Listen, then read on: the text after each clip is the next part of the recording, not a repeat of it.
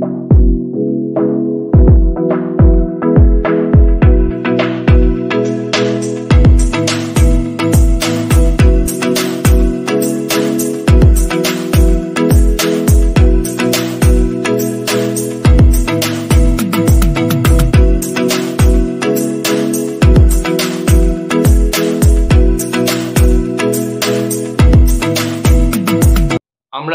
শেষ কদিনে একটি নাটক উপস্থাপিত হতে দেখলাম, যেটার নাম এইভাবে দেওয়া যেতেই পারে, আমি ভালো বাকি সব খারাপ। হঠাৎ একথা বললাম কেন?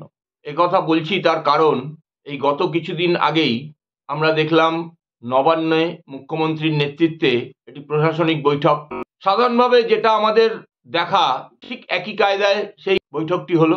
রাজ্যের বিভিন্ন দপ্তরের মন্ত্রীরা, নেতারা, আমলারা, উচ্চপদস্থ তারা উপস্থিত হলেন সেজে গুজে, ভাবখানা এমন যেন কোনো নেমন্তন্ন বাড়িতে খেতে গেছেন। এবং সেই বৈঠকে যে নাটকটি মঞ্চস্থ হলো, সেটার এর থেকে ভালো নাম আর কিছু খুঁজে পেলাম না।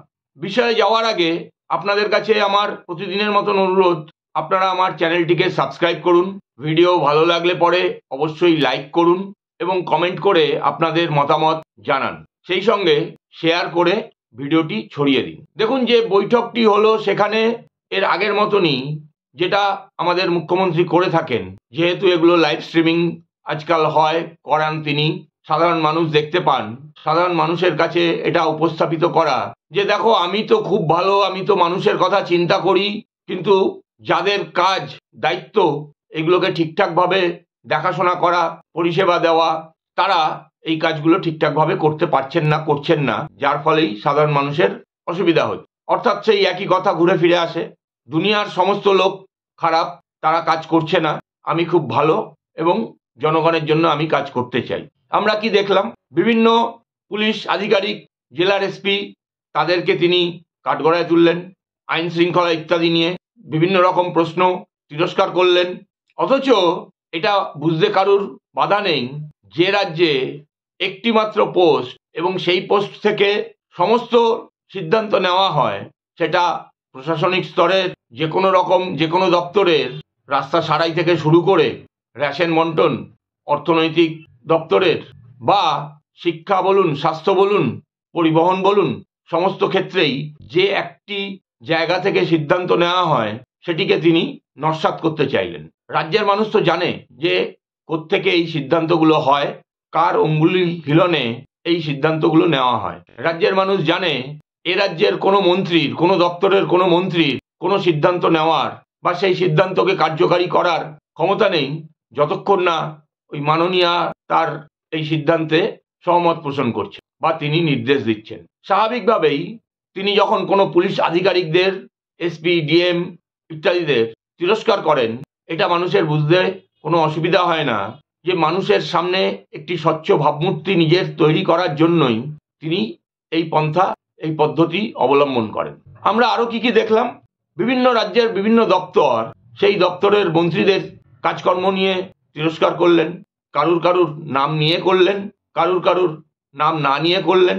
যেমন ধরুন, জলসম্পদ উন্নয়ন দপ্তরের মন্ত্রী, সেচ দপ্তরের মন্ত্রী, গ্রামোন্নয়ন দপ্তরের মন্ত্রী, কৃষি বিপণন দপ্তরের মন্ত্রী, শিক্ষা দপ্তরের মন্ত্রী, পরিবহন দপ্তরের মন্ত্রী, এদের কাজে তিনি নাকি খুশি নন, বিরক্ত।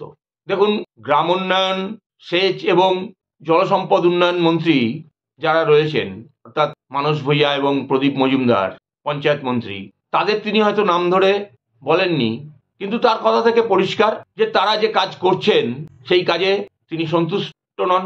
আরে তাদের ঘাড়ে কটা মাথা আছে যারা নিজেদের মতন করে কাজ করবেন? আপনার দিক নির্দেশ ছাড়া কোনো কাজ সম্ভব এ রাজ্যে? কৃষি বিপণন মন্ত্রী বেচারাম মান্না, তার উপর তিনি ক্রুদ্ধ হয়েছেন। কারণ কি?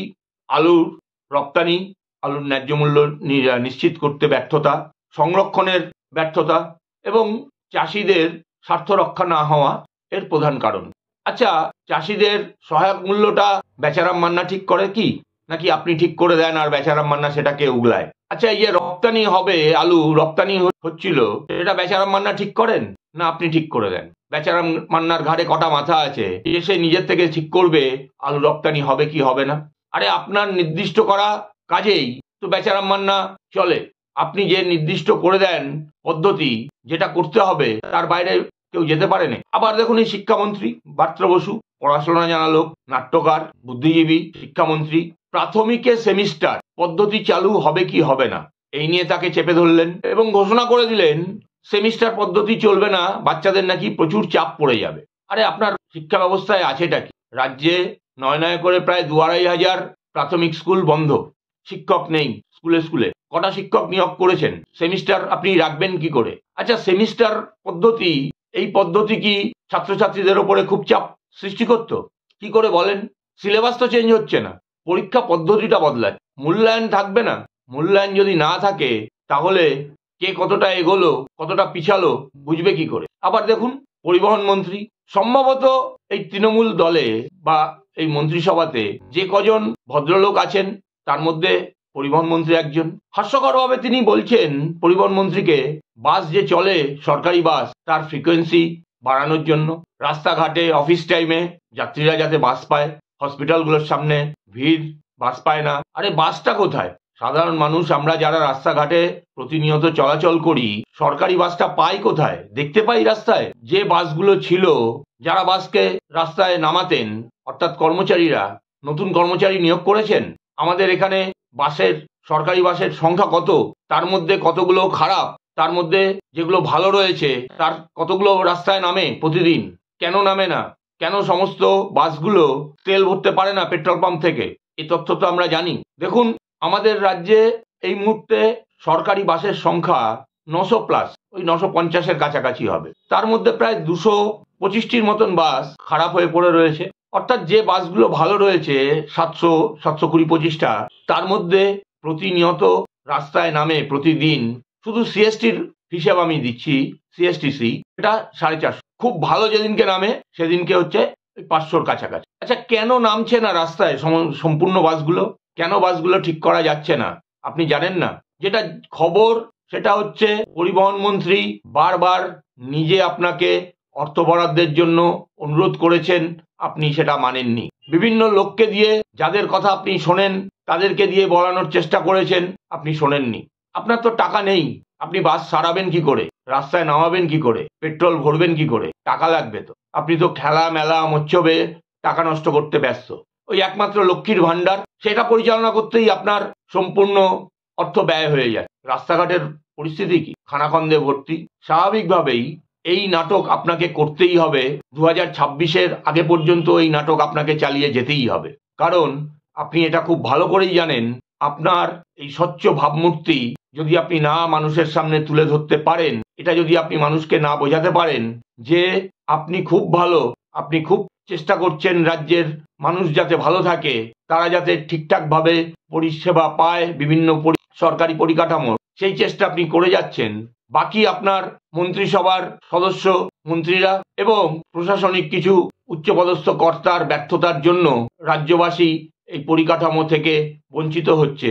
অর্থাৎ তারা খারাপ, আপনি খুব ভালো, এটা যতক্ষণ না আপনি ধরে রাখতে পারবেন এই ধারণাকে, আপনার 26-এ ভোট পার হওয়া খুব মুশকিল। এই জায়গা থেকেই আপনার নিজের ভাবমূর্তি স্বচ্ছ করার প্রচেষ্টা, সেখান থেকেই আপনি এই ধরনের জিনিসগুলো মানুষের কাছে যাতে পৌঁছায় সেই কাজ করে যান। কিন্তু একটা জিনিস মাথায় রাখবেন, মানুষ কিন্তু বোকা না। মানুষ নিজের অভিজ্ঞতায় যাচাই করে নেয় আসল সত্যটা কি। আজকে দিনের আলোর মতন পরিষ্কার কেন রাজ্যের এই ধরনের পরিকাঠামোর উন্নয়ন করতে পারছেন না আপনি, কেন এই বিভিন্ন দপ্তরের কাজ সঠিকভাবে হচ্ছে না। তাই আর যাই হোক, 2026-কে সামনে রেখে আপনি যে নাটকই মঞ্চস্থ করুন না কেন, মানুষ কিন্তু ধীরে ধীরে ধীরে ধীরে একটা সিদ্ধান্তে উপনীত হচ্ছে, যেটা আপনার পক্ষে খুব একটা স্বস্তিদায়ক হবে বলে আমার মনে হয় না। আমাদের অবশ্যই নজর থাকবে, আমরা অবশ্যই দেখব এর থেকে আপনি